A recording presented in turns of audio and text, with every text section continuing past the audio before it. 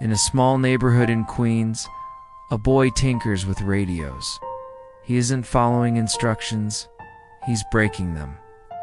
He takes the machines apart, rewires them, and listens for the hum of understanding. This boy is Richard Feynman, born in 1918, a child of curiosity. While other children played ball, Richard asked why the ball rolled.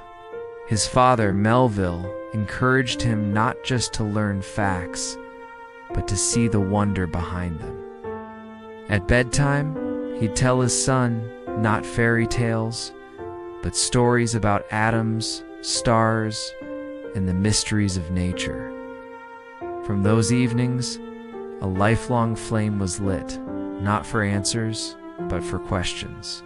At MIT and later Princeton, Feynman's mind moved faster than language. Numbers and symbols became his native tongue. He didn't see mathematics as cold. He saw it as music. And like all music, it had rhythm, emotion, and play.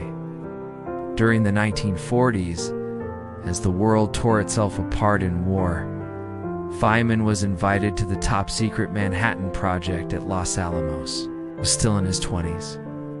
There, amid equations and fear, he opened safes for fun, drew cartoons on lab boards, and played bongo drums in the desert night. Even in a world shadowed by destruction, Feynman's spirit refused to darken. He would later say, "I was never scared of reality. I just didn't like lies." But the most profound force in his life wasn't physics, it was love.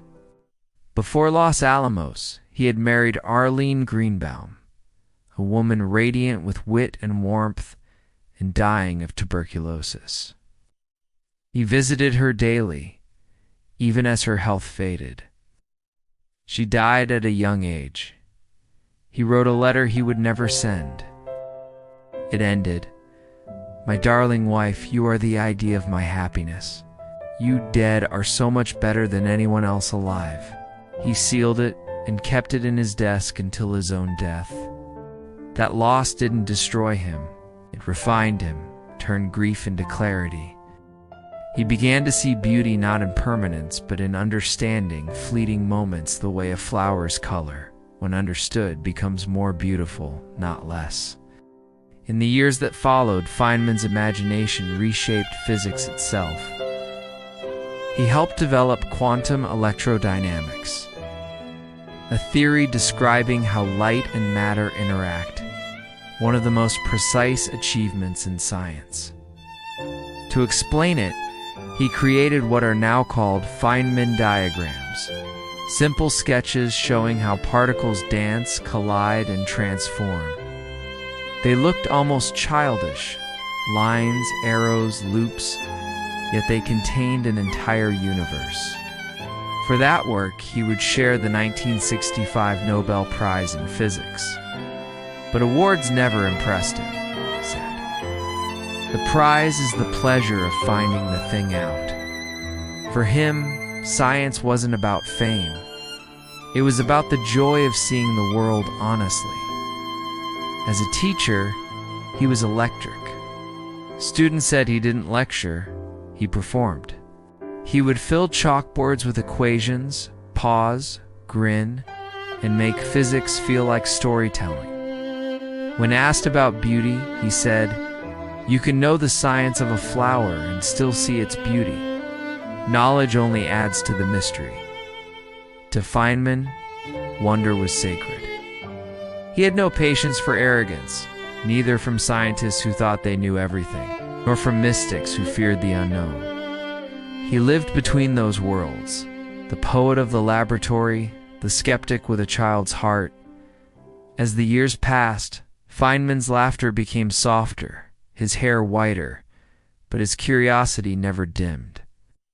Even when diagnosed with cancer, he faced it with humor and honesty. His last words were simple: "I'd hate to die twice. It's so boring." A joke, yes, but also a truth. He had already lived fully once, and for Feynman that was enough. Richard Feynman left us not just equations, but a way of seeing the world through play, curiosity, and honesty. He reminded us that science isn't about certainty, it's about wonder, that the deepest truths aren't owned, they're explored, that it's okay not to know, because not knowing is where beauty begins. If this story moved you, please subscribe for more journeys into the lives and hearts behind art, science, and meaning.